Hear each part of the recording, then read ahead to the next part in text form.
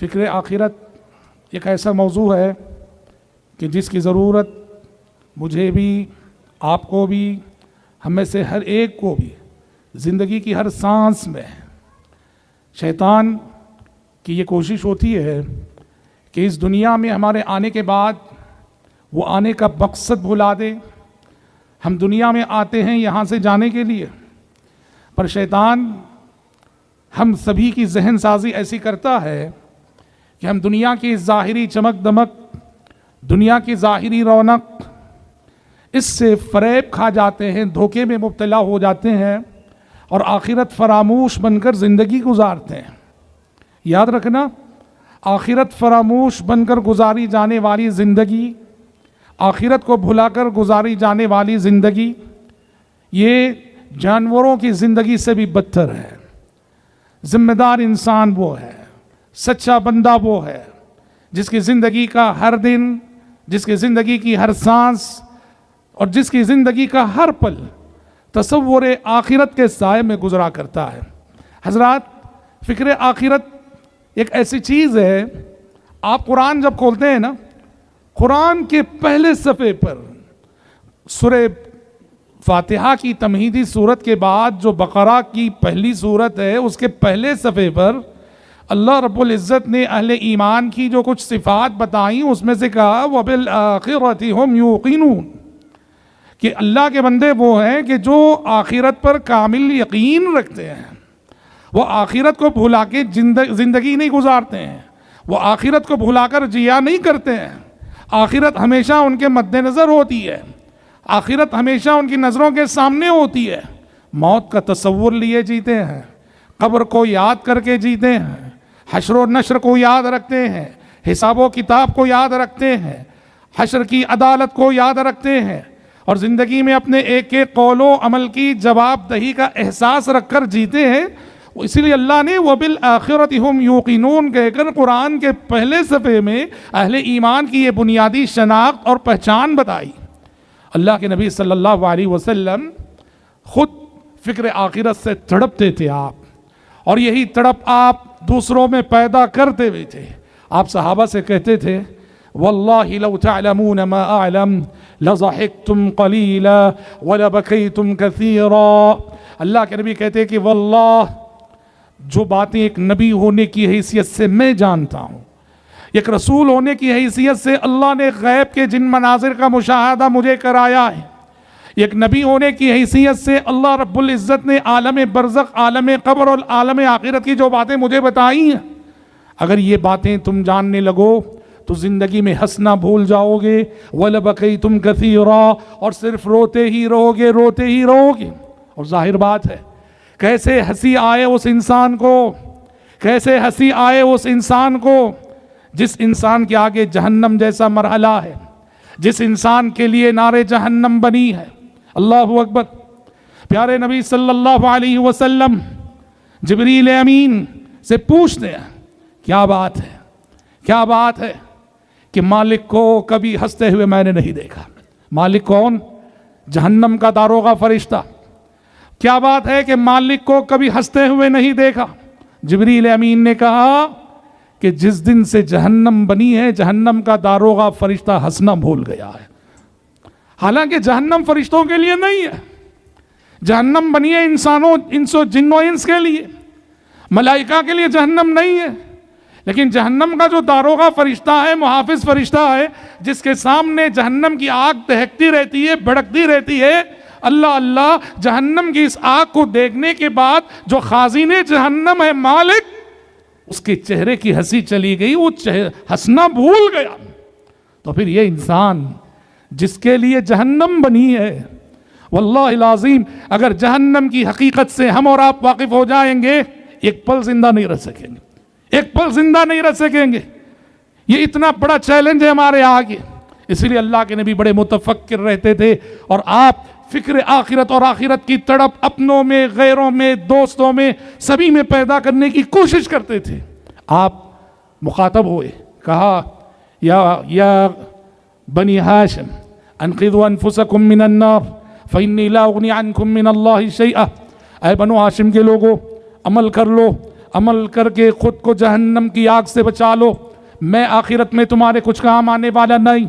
یا بنی عبد مناف، اے عبد مناف کے لوگ، انقذوا انفسکم من النار، عمل کر لو، عمل کر کے خود کو جہنم کی آگ سے بچا لو۔ فإنی لا اغنی عنکم من اللہ شیئا، کیونکہ میں اللہ کے پاس تمہارے کچھ کام آنے والا نہیں۔ قریش کے مختلف قبیلوں کے نام لے کر اللہ کے نبی نے کہا میں قریشی ہوں، تم یہ نہ سمجھو کہ ہمارے قبیلے کا آخری نبی جو آیا ہے ہمارے قبیلے سے ہے، وہ ہمیں بچا لے گا، وہ ہماری سفارش کر دے گا، وہ آخرت میں بیڑا پار لگا دے گا۔ کہا کہ نہیں نہیں، اس غلط فہمی میں نہ رہنا، میں تمہیں میں سے ہوں، میں تمہارا عزیز ہوں، میں تمہارا رشتہ دار ہوں، میں سب کچھ ہوں، پر یاد رکھنا آخرت میں میں تمہارے کچھ کام آنے والا نہیں۔ آخرت میں جنت کا سودا صرف اور صرف عمل سے ممکن ہے۔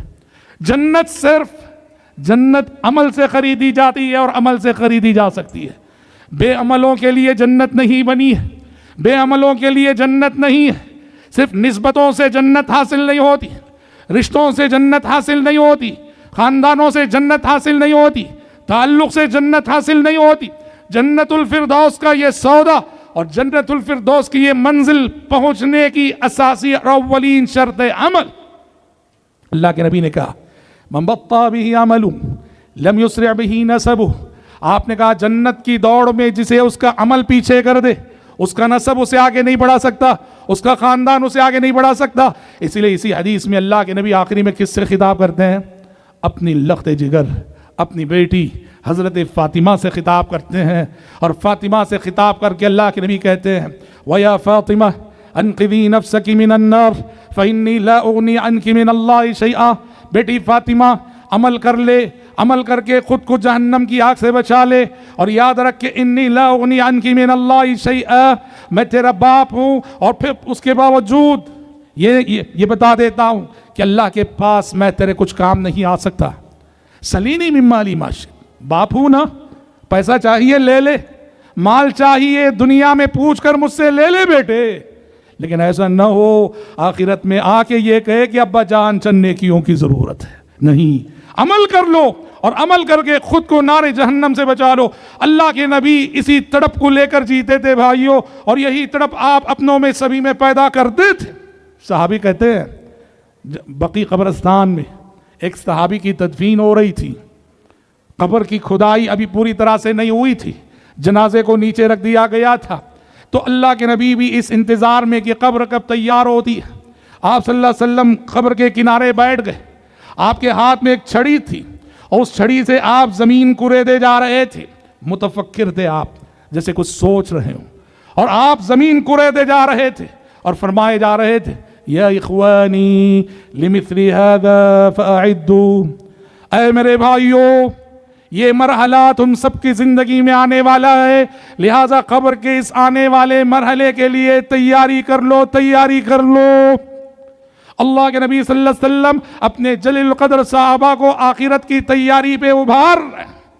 پر انسان کی غفلت کا کیا کہیں، پر انسان کی غفلت کا کیا کہیں۔ ہر انسان کے دو گھر ہوتے ہیں، ایک گھر زمین کی پیٹھ پر ہوتا ہے، ایک گھر زمین کے پیٹ میں ہوتا ہے۔ ہر انسان کے دو گھر ہوتے ہیں، ایک گھر زمین کی پیٹھ پر اور ایک گھر زمین کے پیٹ میں۔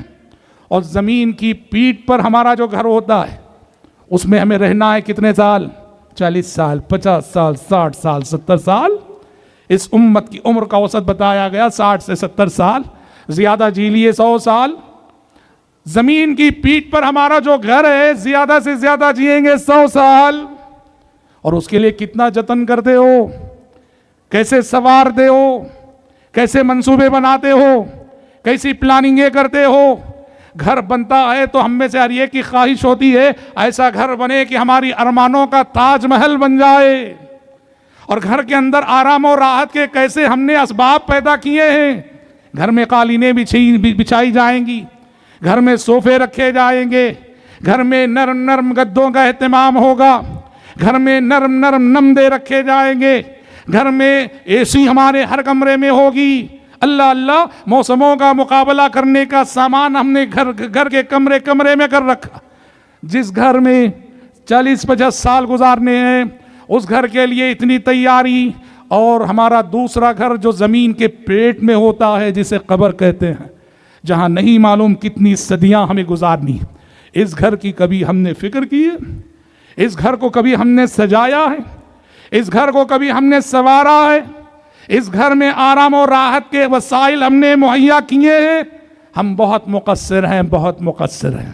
یاد رکھنا، ایک بادشاہ نے ایک اللہ والے سے پوچھا، کیا بات ہے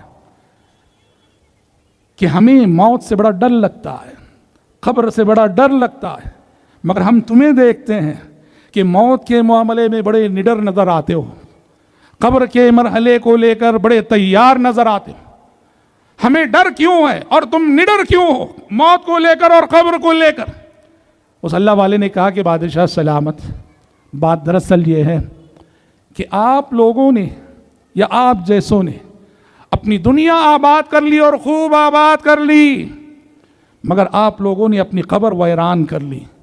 آپ کی ساری تیاریاں، ساری محنتیں، ساری تگودو دنیا کی حد تک رہی، آخرت کے لیے، قبر کے لیے آپ لوگ کچھ نہیں کرتے ہیں۔ اس لیے دنیا کی آبادی سے قبر کی ویرانی میں جاتے ہوئے آپ کو ڈر لگتا ہے اور لگے گا ہی۔ اور ہم اس لیے نڈر رہتے ہیں بادشاہ سلامت کہ دنیا ہماری ہم نے بگاڑ لی، ہمارا پورا فوکس آخرت پہ رہا، قبر کو ہم نے سجایا، قبر کو ہم نے معمور کیا، ہماری دنیا ویران ہو گئی، تو ہمیں دنیا کی اس ویرانی سے قبر کی اس آبادی میں جاتے ہوئے بڑی خوشی ہوتی ہے۔ موت کے سلسلے میں کیا کہا گیا بھائی؟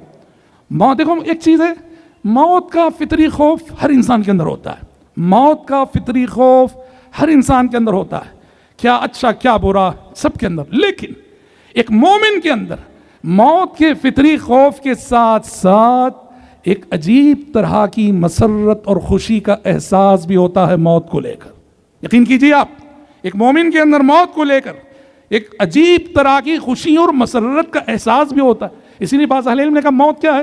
جسر یوصل الحبیب بالحبیب، موت ایک پل ہے جو ایک محبوب کو دوسرے محبوب سے ملاتا ہے، موت ایک پل ہے جو ایک پیارے کو دوسرے پیارے سے ملاتا ہے۔ آپ مومن ہو، اللہ کے بندے ہو، موحد ہو، کتاب و سنت پہ عمل کرنے والے ہو، دیندار ہو، نمازی ہو، شرک سے دور ہو، بدعات سے دور ہو، حقوق اللہ میں آپ نے کوتاہی نہیں کی، اگر کوتاہی ہو گئی تو معافی مانگ لی ہے، حقوق العباد میں کوتاہی نہیں کی، اگر ہو گئی تو معافی مانگ لی ہے، آپ مطمئن رہو، آپ مطمئن رہو، اللہ رب العالمین کے پاس جانے کی گھڑی یہ بڑی مبارک گھڑی ہوگی۔ اس لیے حدیث میں کیا کہا گیا؟ ابھی آپ نے روزے کا تذکرہ سنا، روزے کے حوالے سے ایک حدیث میں اللہ کے نبی نے موت کے وقت کا تذکرہ کیا اور اس وقت کو مومن کے لیے خوشی کی گھڑی قرار دیا۔ للصائم فرحتان، فرحت عند فطرہ وفرحت عند لقاء ربہ، روزے دار کے لیے دو خوشیاں ہیں، ایک افطار کے وقت اور ایک اس وقت جب موت کا وقت آتا ہے۔ تو یاد رکھنا، مومن کے لیے فطری خوف دل میں ہوتا ہی ہے، لیکن ساتھ ساتھ ایک روحانی خوشی بھی ہوتی ہے۔ حضرت بلال کی موت کا وقت آیا، لوگوں نے دیکھا بلال بڑے خوش نظر آ رہے ہیں، پوچھا کہ بلال موت کی گھڑی میں اور موت کی دہلیز پر یہ خوشی اور مسرت کیا معنی رکھتی ہے؟ حضرت بلال نے کہا کیوں نہ خوشی مناؤں، غدا نلقى الاحبہ، کہ کل میں اپنی چہیتی ہستیوں سے ملنے جا رہا ہوں، کل میں اپنی چہیتی شخصیتوں سے یعنی نبی سے، نبی کے جل قدر صحابہ سے ملنے جا رہا ہوں۔ کیوں بھائی؟ جو قبر کا مرحلہ ہوتا ہے جسے برزخ کہتے ہیں، برزخ میں اللہ ہمیں اپنوں سے ملاتا ہے، برزخ میں ہماری آنکھ جب بند ہو جاتی ہے اور جب ہم دنیا سے رخصت ہوتے ہیں، رب العزت عالم برزخ میں ہمیں اپنوں سے ملاتا ہے۔ اللہ، اس حیثیت سے اگر موت کو دیکھو نا تو موت کا کڑوا گھونٹ بہت میٹھا ہو جاتا ہے۔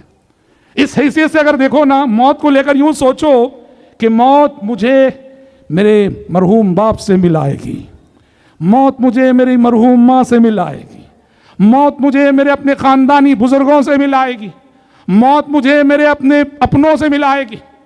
شوہر جس کی اہلیہ انتقال ہو چکی ہے وہ سوچے کہ موت مجھے میری زوجہ سے ملائے گی، زوجہ جس کا شوہر انتقال ہو چکا ہے وہ سوچے کہ موت مجھے میرے شوہر سے ملائے گی، اولاد جس کے والدین رخصت ہو چکے وہ سوچے کہ موت مجھے میرے ماں باپ سے ملائے گی، اور والدین جس کی اولاد رخصت ہو چکی وہ سوچو کہ موت مجھے میری اولاد سے ملائے گی تو واللہ العظیم موت کا کڑوا گھونٹ بہت میٹھا ہو جائے گا. اور یہ صرف مومن کے لیے, کسی اور کے لیے نہیں. کیوں جانتے ہیں؟ اپنوں کو جو اللہ ملاتا ہے صرف اہل ایمان کو ملاتا ہے. اسی لیے موت مومن کے لیے ٹیمپروری جدائی, عارضی جدائی ہے. کافر کے لیے ہمیشہ کی جدائی. کافر موت کے بعد اپنے عزیزوں اور رشتہ داروں سے کبھی نہیں مل سکتا. مومن کے لیے عارضی جدائی ہے. اسی لیے وہ حدیث آپ نے سنی, بہت مشہور حدیث, زندگی کی آخری ایام تھے, اللہ کے نبی صلی اللہ علیہ وسلم تمام ازواج مطہرات کے ساتھ بیٹھے ہوئے تھے. اچھا, ساری ازواج مطہرات بیٹھی ہیں, ساری امہات المومنین بیٹھی ہیں, اور حضرت فاطمہ آپ کی لخت جگر وہ بھی بیٹھی ہیں. اللہ کے نبی صلی اللہ علیہ وسلم نے اپنی لخت جگر فاطمہ سے کانا پھوسی کی, انہیں قریب کر کے حضرت فاطمہ کے کان میں ہلکے سے کوئی بات کہی. حضرت فاطمہ رونے لگی. مجلس ختم ہوئی, مائی عائشہ صدیقہ رضی اللہ عنہا نے فاطمہ کو بلایا یا فاطمہ کے پاس گئی, کہا کہ فاطمہ اللہ کے نبی نے آخر تم سے کیا کہا تھا کہ کان میں تم سے کچھ کہا, تم رونے لگی نا, کیا کہا تھا اللہ کے نبی نے؟ حضرت فاطمہ نے کہا لم اکن لافشی سر رسول اللہ صلی اللہ علیہ وسلم, کہا کہ امی جان یہ اللہ کے نبی کا راز ہے جسے میں بتانا نہیں چاہتی, راز افشا نہیں کرنا چاہتی کہ میں کیوں روئی اور ابا جان نے مجھے کیا بتایا تھا. چند ہی دنوں میں نبی کا انتقال ہو گیا. نبی کے انتقال کے بعد ام المومنین حضرت عائشہ جو بڑی صاحب فراست تھیں, انہوں نے حضرت فاطمہ سے کہا فاطمہ اب تو بتا دو مجھے اس دن کی عصر کی مجلس میں نبی نے تم سے کیا کہا. اچھا, صرف روئی نہیں تھی, پہلے تو روئی تھی حضرت فاطمہ, جب نبی نے کان میں کچھ کہا روئی تھی, اور بیٹی فاطمہ کو روتے دیکھ نبی نے پھر بیٹی کو قریب کیا اور پھر کان میں کچھ کہا, خوش ہو گئی. رونے والی بیٹی خوش ہو گئی. تو حضرت عائشہ کو جستجو ہوئی, کیا بات ہوئی اللہ کے نبی میں اور فاطمہ میں؟ پہلے کچھ کہا تو رونے لگی, اور پھر کچھ کہا تو روتی ہوئی فاطمہ خاموش ہو گئی, مطمئن ہو گئی, چہرہ حشاش بشاش ہو گیا. تو اس لیے اس وقت تو بتایا نہیں حضرت فاطمہ نے. نبی کا انتقال جب ہو گیا اور حضرت عائشہ نے پھر پوچھا فاطمہ اب تو بتا دو نا کہ اس وقت اللہ کے نبی نے کیا کہا تھا. حضرت فاطمہ نے کہا اب بتا سکتی ہوں. کہا کہ جب میں روئی تھی نا تو ابا جان نے مجھ سے یہ کہا تھا کہ بیٹے دنیا سے میرے جانے کا وقت آ چکا ہے, میں بہت جلد رخصت ہونے والا ہوں. وحی الہی نے صاف اشارے دے دیے تھے نبی کو کہ آپ کی آمد کا مقصد پورا ہو چکا ہے اور آپ کی دنیا سے رخصتی بہت قریب ہے. اسی لیے حجۃ الوداع کی پوری گفتگو دیکھنا, وصیت کے انداز میں کیا آپ نے, اور حجۃ الوداع کے بعد مدینہ آ کر جو کام آپ نے کیے وہ سب موت کی تیاری اور دنیا کو رخصت کرنے کا انداز. شہدائے احد کے مقبرے کو گئے, وہاں جا کے اس وقت آپ نے انہیں الوداع کہتے ہوئے نماز پڑھی ان کی قبر پہ, اللہ کے نبی صلی اللہ علیہ وسلم. تو بہرحال حضرت فاطمہ سے ام المومنین نے نبی کے انتقال کے بعد پوچھا عائشہ فاطمہ اب تو بتا دو, پہلے روئی تھی تو بعد میں خوش ہو گئی کیوں؟ کہا کہ جب میں روئی تھی تو ابا جان نے یہ کہا تھا کہ بیٹے دنیا سے میرے جانے کا وقت قریب آ چکا ہے. جب میں رونے لگی ابا جان نے مجھے پھر قریب کیا اور کہا بیٹا رونا مت کہ میرے بعد میرے رشتہ داروں میں مجھ سے سب سے پہلے آ کر ملنے والی تم ہو. اللہ اللہ. کہا یہ جب میں نے سنا تو میں خوش ہو گئی. اور نبی کے انتقال کی کتنی مدت بعد حضرت فاطمہ کا انتقال ہوا؟ صرف 6 مہینے. اللہ اللہ. نبی کی لاڈلی بیٹی, نبی کی پیاری بیٹی, نبی کی لخت جگر, ہاں صرف عین جوانی کے عالم. شاید اس وقت حضرت فاطمہ کی عمر 29 سال, 29 سے 30 سال کی عمر کی تھی حضرت فاطمہ. 29 سے 30 سال کی عمر میں دنیا سے رخصت ہو گئی. اللہ اکبر. اب یہاں غور کیجئے, موت کا کڑوا گھونٹ حضرت فاطمہ کے حق میں کتنا میٹھا ہو گیا جب نبی نے ان سے یہ کہا کہ رونا مت, میرے بعد میرے خاندان والوں میں مجھ سے سب سے پہلے آ کر ملنے والی تم. جیسے بھائیوں ایماندار بن جاؤ, دیندار بن جاؤ, نمازی بن جاؤ, متبع کتاب و سنت بن جاؤ, موحد بن جاؤ, امانت دار بن جاؤ, نہ حقوق اللہ میں کوتاہی کرو, نہ حقوق العباد میں کوتاہی کرو, اور انسان ہونے کے ناطے غلطی ہو جائے فوراً توبہ کر لو, معافی مانگ لو, بہت خوشی سے دنیا سے جاؤ گے. اور ایک بات یاد رکھنا زندگی بھر کے چین پر وہ چند لمحات کا سکون بہت بھاری پڑتا ہے جو موت کے لمحات ہوتے ہیں. چین سے جینا اہم ضرور ہے، مگر چین سے جینے سے زیادہ اہم چین سے مرنا ہے. سکون سے جینا اہم ضرور ہے، لیکن سکون سے جینے سے زیادہ اہم سکون سے مرنا ہے. شاعر نے کہا چو مر گیا یا تبسم بر لب اوست. مومن وہ ہے کہ جب موت آتی ہے تو اس کے چہرے پہ ایک مسکراہٹ نظر آتی ہے. آپ نے دیکھا بے ایمان جن کے دل ایمان سے خالی ہے کیسے جاتے ہیں دنیا سے. ہائے ہائے، بڑے سے بڑے لوگوں کا خاتمہ بھی بے ایمان جو ہوتے ہیں عبرت بن جاتا ہے، ان کا خاتمہ عبرت بن جاتا ہے. 2 دن قبل ہمارے شہر کے بڑے کاروباری نے خودکشی کر لی. کتنا بڑا کاروباری، کتنا بڑا کاروباری. دولت کی کوئی کمی تھی، مال کی کوئی کمی تھی، کرسی کی کوئی کمی تھی، بنگلوں کی کوئی کمی تھی، گاڑیوں کی کوئی کمی تھی. ارے یہ وہ لوگ ہیں کہ دولت کا دریا جن کے قدموں پہ صبح و شام بہا کرتا ہے، لیکن دیکھو کہ زندگی کیسے ختم ہو رہی ہے، کیسے ختم کر رہے ہیں خود کو. اس لیے یاد رکھنا میرے عزیزوں، تصور آخرت اور فکر آخرت کو لے کر جیو گے، یہ فکر آپ کے لیے موت کے کڑوے گھونٹ کو میٹھا کر دے گی، اور سکون سے جاؤ گے آپ دنیا سے. سکون سے آخری سانس لوگے دنیا میں، چین سے رخصت ہوگے دنیا سے، اور یہ چین آپ کو اور بڑھ چڑھ کے قبر میں ملے گا، آخرت میں ملے گا. حضرت علی رضی اللہ عنہ نصیحت کرتے ہوئے کہتے ہیں ارتحلت الدنیا مدبرہ وارتحلت الآخرة مقبلة ولكل واحد منهما بنون فكونوا من ابناء الآخرة ولا تكونوا من ابناء الدنيا. حضرت علی کہتے ہیں لوگوں دیکھو دنیا پیٹ پھیر کر جا رہی ہے، اور وہ دیکھو کہ آخرت تمہارے سامنے آ رہی ہے. وَلِكُلِّ وَاحِدٍ مِّنْهُمَا بَنُونَ، دنیا اور آخرت دونوں کے چاہنے والے موجود ہیں. فَكُونُوا مِنْ أَبْنَاءِ الْآخِرَةِ، تم آخرت کے چاہنے والے بن جاؤ. وَلَا تَكُونُوا مِنْ أَبْنَاءِ الدُّنْيَا، دنیا کے چاہنے والے مت بنو. کیوں؟ دنیا متاع الغرور ہے، متاع الغرور ہے. جس دنیا کے لیے آپ اپنی زندگی لگاتے ہیں، جس دنیا کے لیے آپ اپنا چین قربان کرتے ہیں، جس دنیا کے لیے آپ اپنی راحت قربان کرتے ہیں، یہ دنیا بڑی دھوکے باز ہے. اور اس سے بڑی بات کیا ہے؟ رب العزت نے کہہ دیا متاع الغرور، دھوکے کا سامان ہے یہ، دھوکے کا سامان. اس لیے اس دنیا میں ہم آئے آخرت کے لیے. موت اور ساری مخلوقات کے لیے زندگی کے خاتمے کا نام ہے. موت اور ساری مخلوقات کے لیے زندگی کے خاتمے کا نام ہے، پر انسانوں کے لیے موت ایک نئی زندگی کا آغاز ہے، ایک نئی زندگی کی ابتدا ہے. اس لیے آنے والی آخرت کی تیاری کرو. میں نے سورۃ الحشر کی آیت پڑھی، سورۃ الحشر کی آیت سے میں نے اپنی تقریر کا آغاز کیا. اللہ رب العزت نے کہا یا ایھا الذین آمنوا اتقوا اللہ ولتنظر نفس ما قدمت لغد.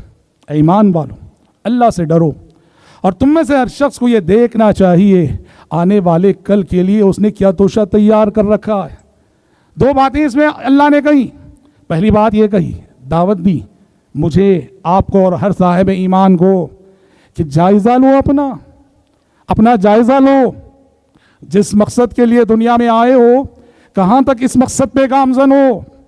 جائزہ لو، دیکھو کہ آخرت کے لیے تم نے کیا توشہ تیار. بھائی آپ نے آواز کم کی، تھوڑی سی آواز رکھیے، آواز کم کیجیے، بیچ میں ڈسٹرب مت کیجیے، بیچ میں کم مت کیجیے پلیز. شروع میں جتنا رکھا تھا اتنا رکھیے.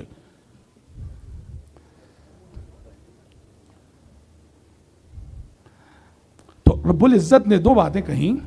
پہلی بات یہ کہی اتقوا اللہ ولتنظر نفس ما قدمت لغد، کہ اللہ سے ڈرو اور تم میں سے ہر شخص کو یہ دیکھنا چاہیے، جائزہ لینا چاہیے کہ آخرت کے لیے اس نے کیا تیاری کر رکھی. جائزہ لینے کی بات کہی. حساب کے آنے سے پہلے اپنا حساب آپ لے لو. حضرت عمر بن خطاب رضی اللہ عنہ کا خوبصورت جملہ اور خوبصورت نصیحت ہے. حضرت عمر کہا کرتے تھے حاسبوا انفسکم قبل ان تحاسبوا وزنوها قبل ان توزنوا. حضرت عمر کا جملہ بہت عظیم نصیحت ہے. حضرت عمر نے کہا یوم الحساب کے آنے سے پہلے اسی دنیا میں اپنا حساب آپ لے لو.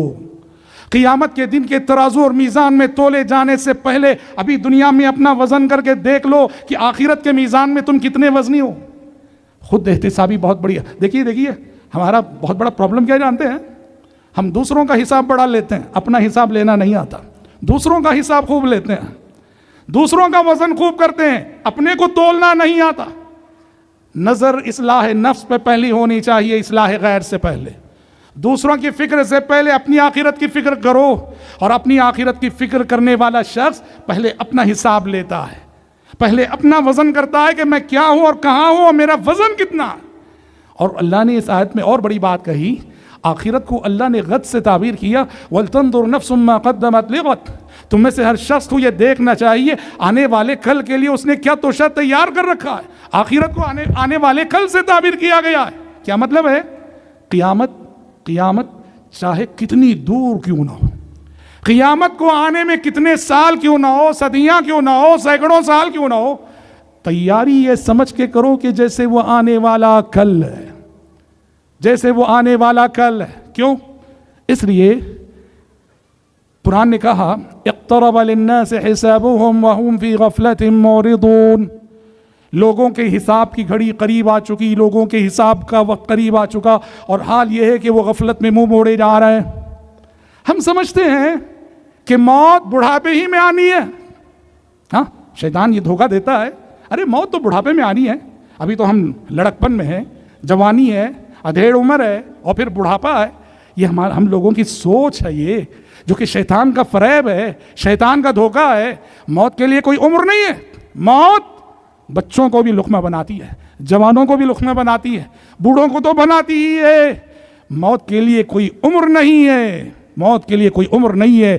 کس نے نوجوانوں کے جنازے اٹھتے ہوئے ہم دیکھ رہے ہیں، صبح شام دیکھ رہے ہیں، اور خصوصاً کووڈ کے بعد سے تو اتنے واقعات ہو رہے ہیں، اتنے حادثات ہو رہے ہیں کہ نوجوان رخصت ہو رہے ہیں، نوجوان رخصت ہو رہے ہیں. اس لیے اس فریب میں نہ رہو کہ زندگی کا سفر ابھی لمبا ہے، زندگی ابھی بڑی طویل ہے. اس دھوکے میں نہ رہو، تیار رہو، تیار رہو.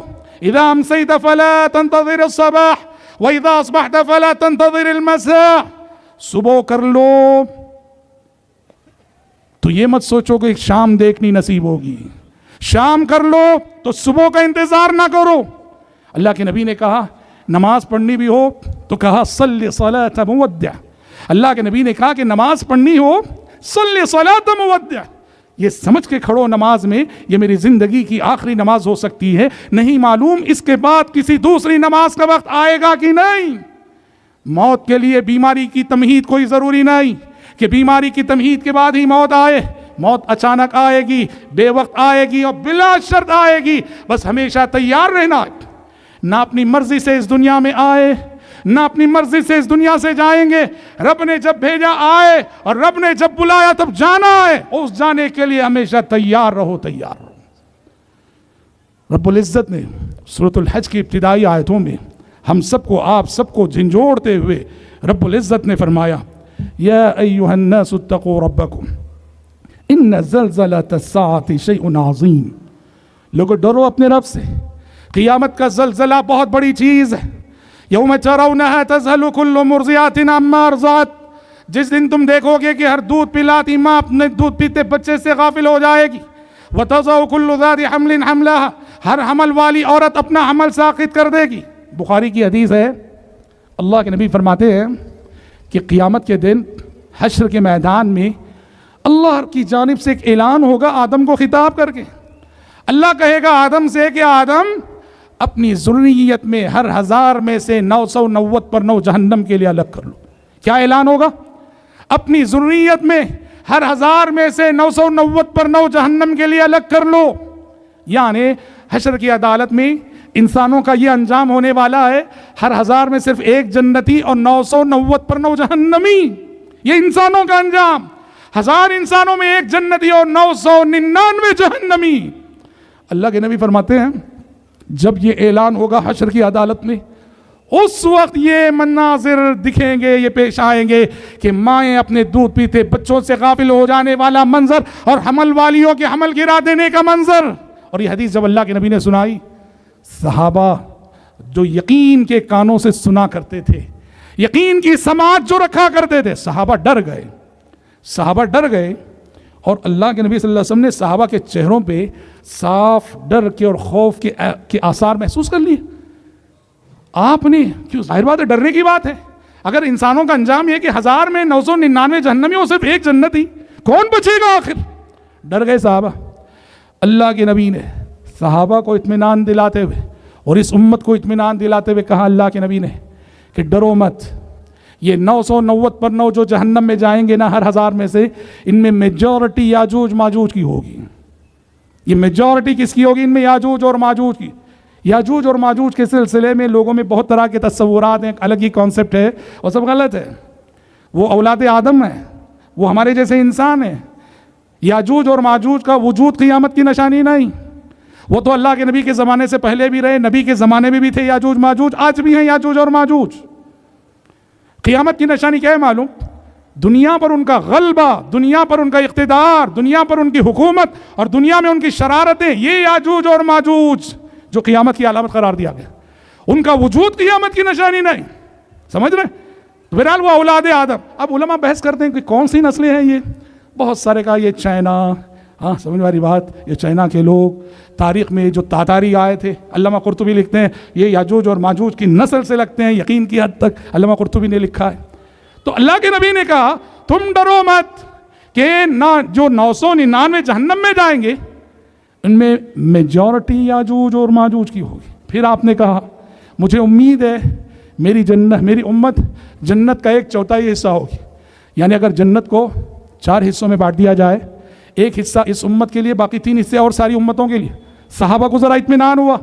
پھر آپ نے کہا کہ نہیں، مجھے امید ہے 1/3 جنت میری امت کے لیے ہوگی، یعنی جنت کو اگر 3 حصوں میں بانٹ دیا جائے 1/3 اس امت کے لیے اور 2/3 ساری امتوں کے لیے۔ پھر آپ نے کہا کہ نہیں، مجھے امید ہے آدھی جنت میری امت سے معمور ہوگی، آدھی جنت۔ اور یہاں تو صحابہ کی خوشی کی انتہا نہ رہی، صحابہ نے نعرہ تکبیر بلند کیا۔ کتنی بڑی بشارت ہے کہ آدھی جنت اس امت کے لیے اور باقی آدھی جنت آدم اور سے عیسیٰ علیہ السلام تک آئے ہوئے رسولوں کی امتوں کے لیے۔ کتنا حسن انجام اس امت کا ہونے والا ہے۔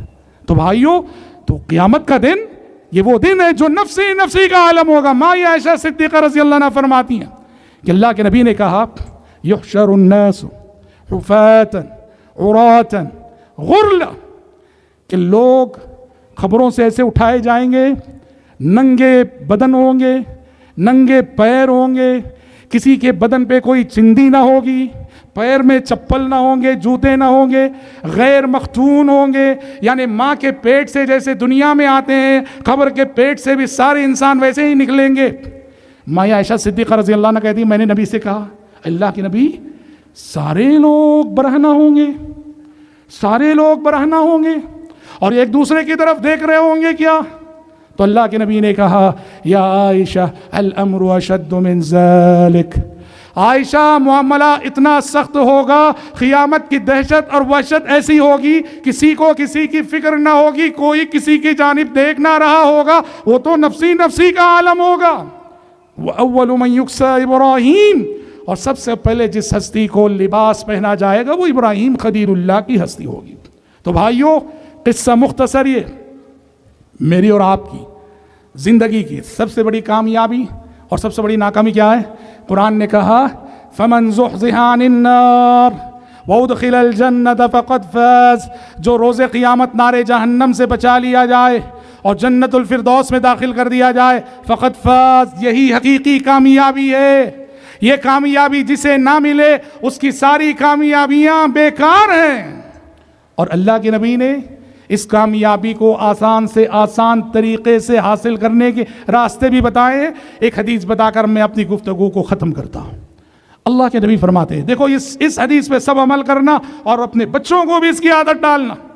اللہ کے نبی کہتے ہیں جو شخص دن میں 3 مرتبہ اللہ سے جنت مانگے، کہے اللہم انی اسألک الجنہ، اللہم انی اسألک الجنہ، اللہم انی اسألک الجنہ، جنت خود اللہ سے اس بندے کے حق میں سفارش کرتی ہے اور کہتی ہے کہ اے اللہ تیرا فلاں بندہ مجھے مانگ رہا ہے، اس کو میرا داخلہ نصیب فرما۔